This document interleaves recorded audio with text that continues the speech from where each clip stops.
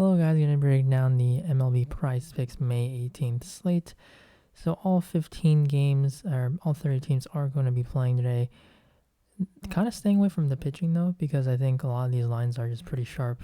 I think if we're looking strikeouts, you made me take one, probably Logan Webb, because I think 4 it just feels really oddly low. But then you look at Webb's numbers, like strikeouts, in this year, he's just kind of all over the place. So, like, I'm not really that comfortable. The K percentage has just dropped. His ERA, some of these numbers are still, like, they look good, but he's just not the same pitcher. And again, it is Coors, and I always like to target the hitting side when it is Coors. Colorado also just a very good hitting team when they're playing at home. So, I think maybe he could push, but just I don't feel great about that. So, really nothing for me on any of these pitching categories. First inning runs allowed, Rockies are available again, so gonna be taking the over. But I will say this: it's Kyle Freeland and Logan Webb, because Logan Webb can definitely just turn it on at some point. Like we've seen Jose Barrios or Kyle Hendricks, just guys that haven't had a good year, but then all of a sudden have a good start. Hunter Green.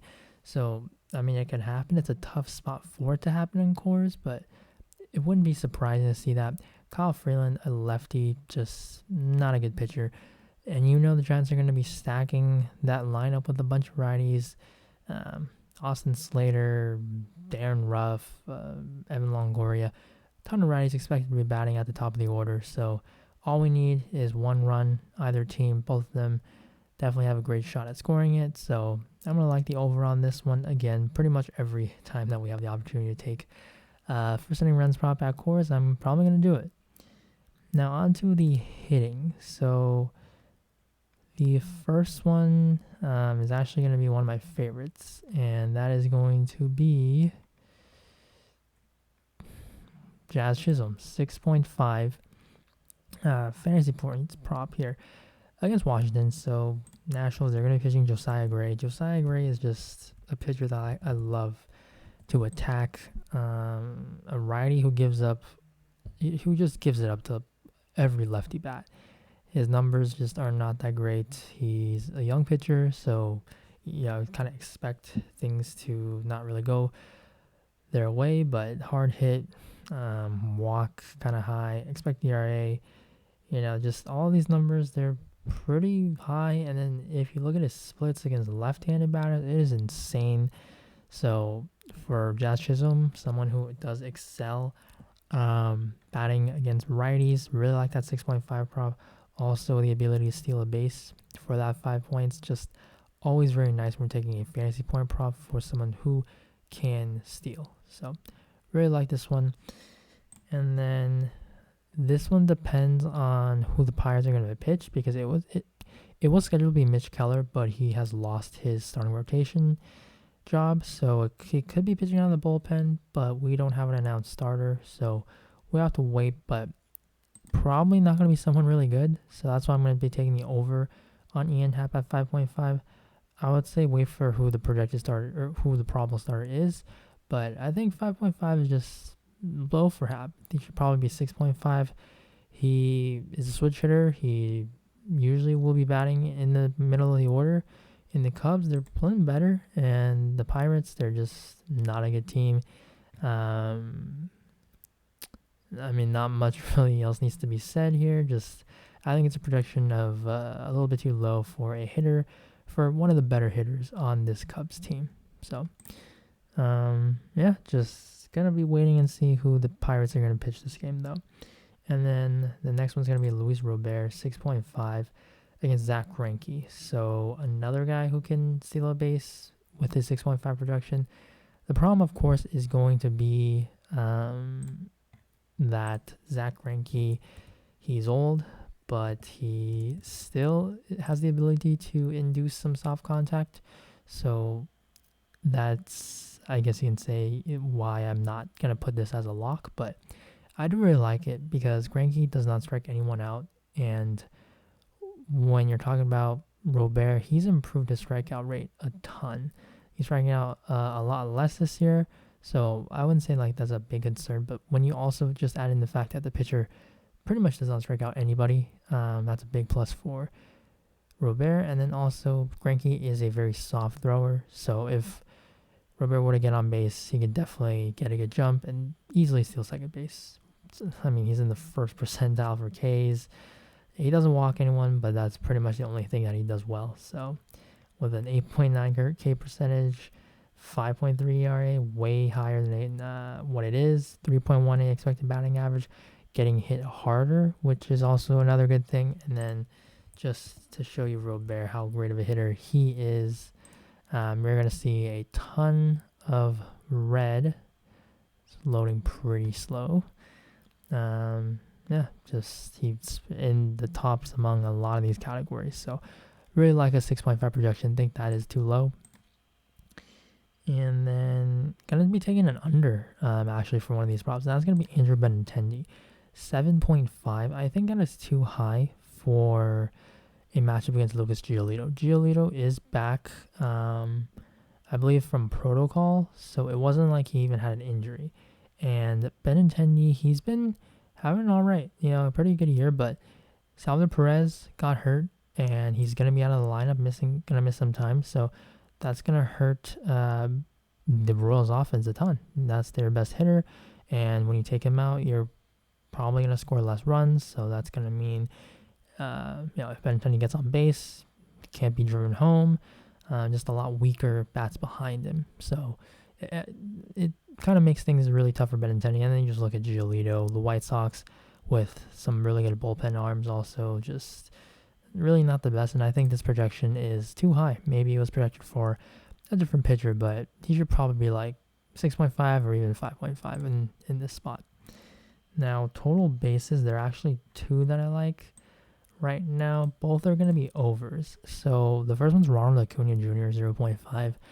It is against Corbin Burns, but Acuna, in a small sample size, I think he's 3 for 5 against Burns.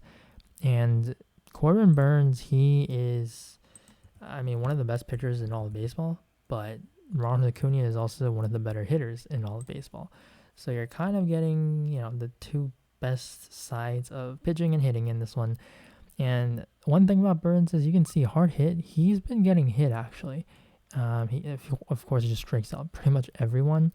But expected batting average, 226. Some of these numbers aren't as great in what he's allowing right now so far this season. So that's a good sign for Acuna to just get a single, right? All he needs is one base hit, and he's going to hit the over. So I'm going to trust in the talent here and go with the over for Acuna. And then the second total base play is going to be Matt Chapman. 0.5 as well. So another one where I'm just going to be trusting the 0.5 here. All he needs to do is get a hit, and he has a much easier matchup than Acuna against Burns. Chapman, of course, not nowhere near the hitter that Acuna is, but he's faced off against Marco Gonzalez, and Marco Gonzalez does not strike anyone out. So that's going to lower the concern for Matt Chapman. He strikes out a ton. He has a low batting average, but so far this year he's been hitting better. And because it is a righty lefty, also the rain, they have a roof in Rogers Center, so it doesn't matter. But it's a 5-run total, so expect runs to be scored. Chapman, somewhere between, I would say, 5, 6, 7. He's gonna be hitting around there, which is totally fine because all he needs is that one base hit. So Gonzalez, all blue, just not that great. Also someone who needs to induce soft contact, but getting hit kind of harder. Also not striking out as many guys, and expected ERA just way higher. He's also going to be pitching away, which last year in previous seasons when he's pitching at home in Seattle, he just has a lot better of games. But it's going on the road here, so that's one thing that I think why Gonzalez should struggle. And a 5-run total is just really nice for the Blue Jays here. So you can take a look quickly at Matt Chapman in his career. Faced off 33 at-bats, actually. 13 hits. Very solid. Only 4 strikeouts. That is huge. So really like Chapman's chances of hitting the over on this one. Very appealing for what Chapman's been doing this season. He's not going to hit for a high average, but we really only need that one hit, and very, very high hard hit rate. So some really appealing things for Chapman. And now on to the usual runs and RBIs, one of my favorite categories. That is going to be, we're going to actually just go right back to Jazz Chisholm here, 0.5. So I like both fantasy points, 6.5, and this one runs and RBIs. I don't know which one I like more, because I would think that if he's going over 6.5, he's probably scoring a run or getting an RBI. So that's why I think either or would be fine. But like, if he were to hit the fantasy point projection, it would probably be because he walked and then he stole a base, got a single, stole a base or something like that.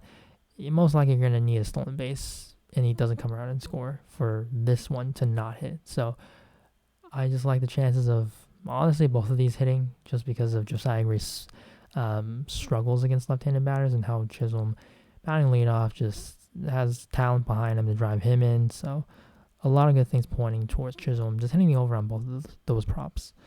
And then the second one's going to be Bo Bichette. So again, targeting Marco Gonzalez. One of my favorite picks, saying second behind Chisholm, because Bichette hits lefties really well. A 5-run total, Bichette hitting right in the middle of the order.